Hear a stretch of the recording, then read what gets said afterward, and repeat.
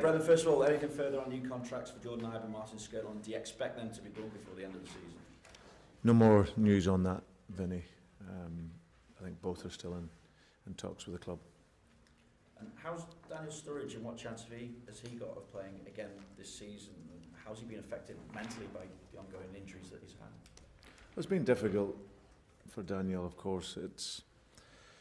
Daniel's a good lad who obviously wants to play and he wants to be working and helping the team, but it's just been one of those seasons for him where it's been very unfortunate and he just missed out. So we're just going to have to monitor that day by day and see where he's at. But as I said, when he's been fit, he's been brilliant for the team. So it's just the key now, see if we can get him back fit and consistently playing. So, but we'll see if that's going to be this season or the pre-season. Are you almost tempted then to leave him out for the rest of the season so he can be right for the start?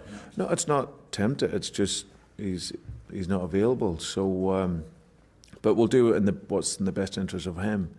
You know, we have to protect Daniel, make sure he's going to be here over the next numbers of years, playing and playing to the level that we all know he can.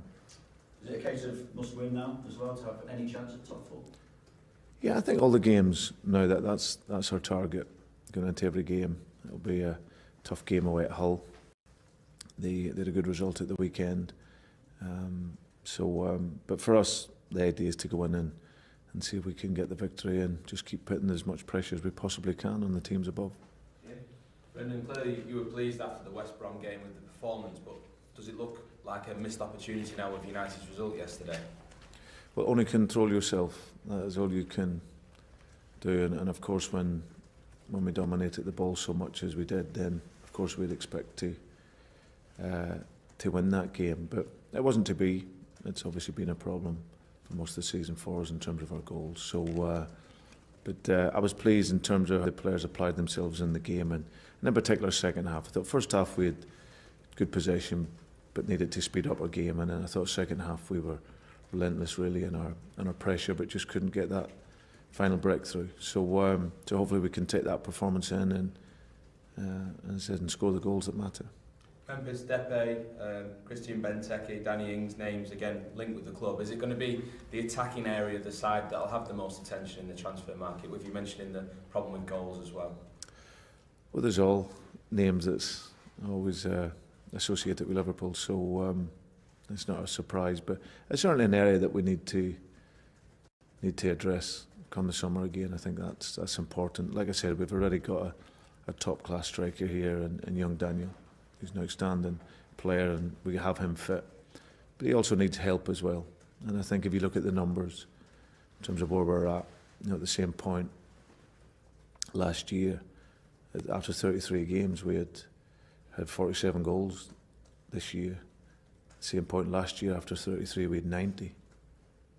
So you're nearly talking about 100% deficit in terms of the goals. So that's something that is clear. Defensively we've been strong. Obviously, despite what people want to write and say, we had a 14th clean sheet. You want to get Chelsea, Southampton that sit above that. Top 5 defensively in the league. So those areas of the team have been addressed, but obviously the critical area, which was the case when I first came in here, was about goal scoring, and that's something that we'll need to improve. Obviously, Hull victory against Crystal Palace has given them a good chance of survival now. Just how dangerous an opponent can they be in looking at that result this weekend? Yeah, no, it's a difficult game. We had a disappointing performance up there last year, but they're a good side. They've got good players.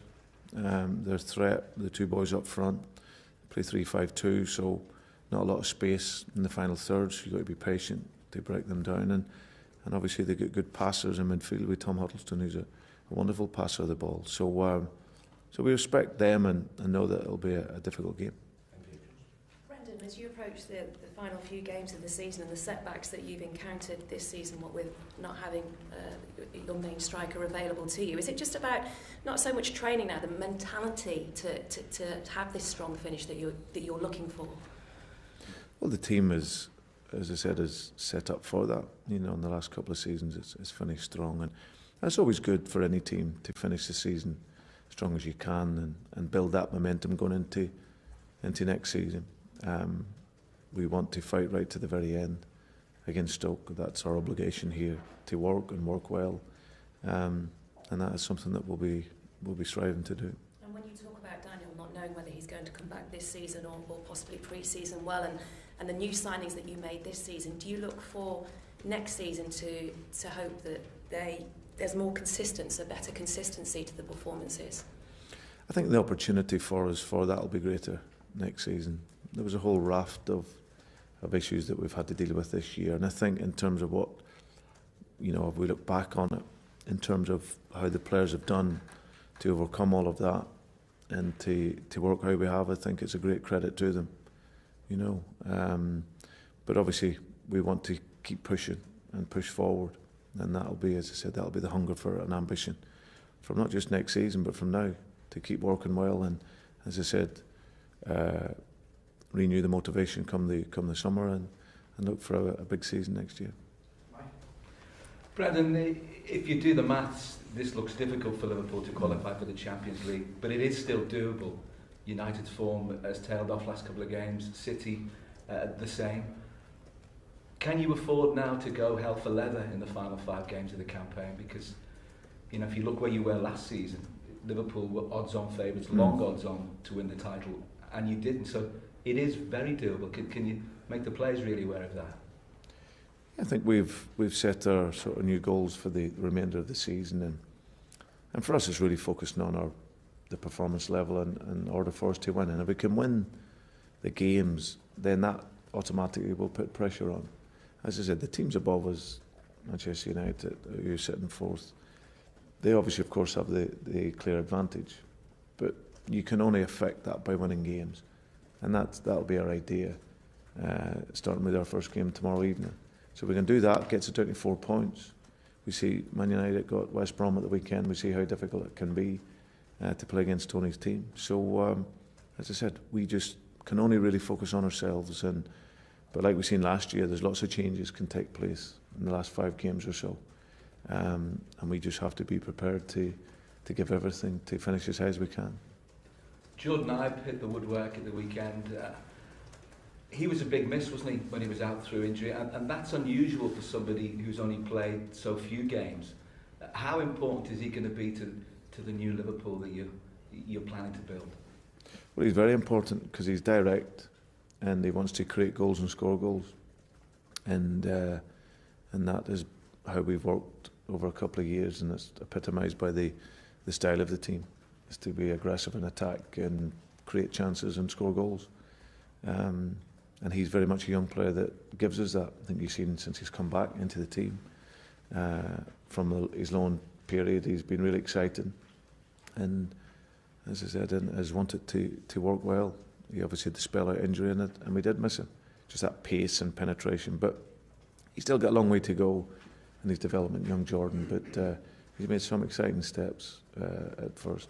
And his game understanding and maturity again is unusual for somebody.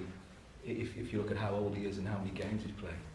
Yeah, he's a very good footballer. He loves football, and he watches a lot of football, and he takes on board the concepts and principles of the game. But he's also got this natural talent. You mustn't forget that. He's a real, he's not the type of boy you want to overcoach either. He has to know he's functioning in the team. But he's got a beautiful balance where he can go either way. He's super fast. And his technique's very clean. He's got lovely technique. He could play as a midfield player because he passes the ball really well, and as I say, good idea of the game. But he's one of those players. He loves to be wide. He loves to be in the duel, and as he gains more games and experience of playing at a great club like this here, then he'll only get better. Chris, Brendan, just on for Coutinho being in the PFA Team of the Year yesterday, do you think that was a fitting reward for the season he's put in? Yeah, it's fantastic for him that we all know what he's given to the team since he's come to here in the last couple of seasons. But it's also nice for him that other players recognise that as well. And for him to be in there is obviously a great host of players that are in there with great quality, and he sits well placed in amongst that. So delighted for him. Been absolutely brilliant his time here, and this season he's been a real catalyst for us. Final question for the break. Brendan, what do you make of Yeah. the planned fans boycott of this game over the ticket prices for it?